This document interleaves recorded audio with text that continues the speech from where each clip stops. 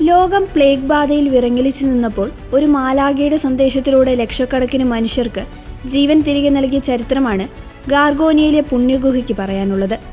തിന്മയുടെ ശക്തികളെ തോൽപ്പിക്കാൻ സ്വർഗീയ സൈന്യാധിപൻ നേരിട്ട് പണികഴിപ്പിച്ച സെലസ്റ്റിയൽ ബസിലിക്ക. ഇറ്റലിയുടെ തെക്കുകിഴക്കൻ ഭാഗത്ത് സ്ഥിതി ചെയ്യുന്ന ഈ ഗുഹ മനുഷ്യ കൈകളാൽ നിർമ്മിക്കപ്പെടാത്ത ലോകത്തിലെ ഏക ദേവാലയം എന്ന നിലയിൽ സ്വർഗീയ ബസിലിക്ക എന്നാണ് അറിയപ്പെടുന്നത്. AD 492 ഗാർഗോനിയയിലെ ഒരു പ്രഭുവിന്റെ കാണാതായ കാളയെ ഗുഹയുടെ കവാടത്തിൽ കണ്ടെത്തി. കാളയെ ഗുഹയിൽ നിന്ന് പുറത്തിറക്കാൻ പ്രഭു എയ്ത അമ്പ് അത്ഭുതകരമായി ദിശ മാറി അദ്ദേഹത്തിന് തന്നെ പരിക്കേറ്റു. ഈ വിചിത്ര സംഭവത്തെക്കുറിച്ച് അന്വേഷിച്ച ബിഷപ്പിന് 3-ാം ദിവസം വിശുദ്ധ മിഖായേൽ മാലാഖ പ്രത്യക്ഷപ്പെട്ടു. ഈ ഗുഹ വിശുദ്ധമാണ്. ഭൂമിയിൽ ഈ പ്രദേശം സംരക്ഷിക്കാൻ ഞാൻ തീരുമാനിച്ചിരിക്കുന്നുവെന്ന് മാലാഖ പറഞ്ഞു. പിന്നീട് ശത്രുക്കളുടെ ആക്രമണമുണ്ടായപ്പോൾ മാലാഖയുടെ വാഗ്ദാനപ്രകാരം സിപ്പണ്ടോ നഗരം അത്ഭുതകരമായി വിജയിച്ചു. തുടർന്ന് ബിഷപ്പ് ഗുഹ വെഞ്ചരിക്കാനായി മല കയറിയപ്പോൾ വെയിലിനെ പ്രതിരോധിക്കാൻ കഴുകന്മാർ ചിറകുവിരിച്ചു നിന്നതായും ചരിത്രം പറയുന്നു. ബിഷപ്പ് ഗുഹ വെഞ്ചരിക്കാൻ ഒരുങ്ങിയപ്പോൾ മാലാഖ വീണ്ടും പ്രത്യക്ഷപ്പെട്ടു.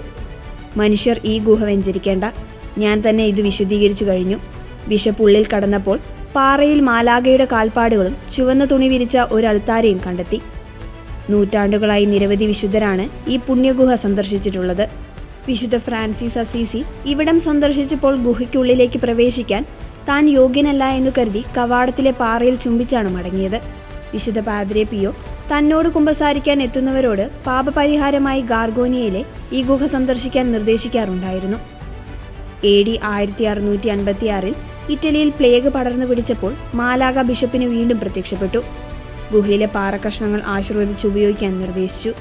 ഈ പാറക്കഷ്ണങ്ങൾ കൈവശം വെച്ചവർ രോഗത്തിൽ നിന്ന് അത്ഭുതകരമായി രക്ഷപ്പെട്ടു. ഇന്നും ഈ ഗുഹയിലെ പാറക്കഷ്ണങ്ങൾ ലോകമെമ്പാടുമുള്ള വിശ്വാസികൾക്ക് ആത്മീയമായ സംരക്ഷണത്തിനായി വിതരണം ചെയ്യാറുണ്ട്.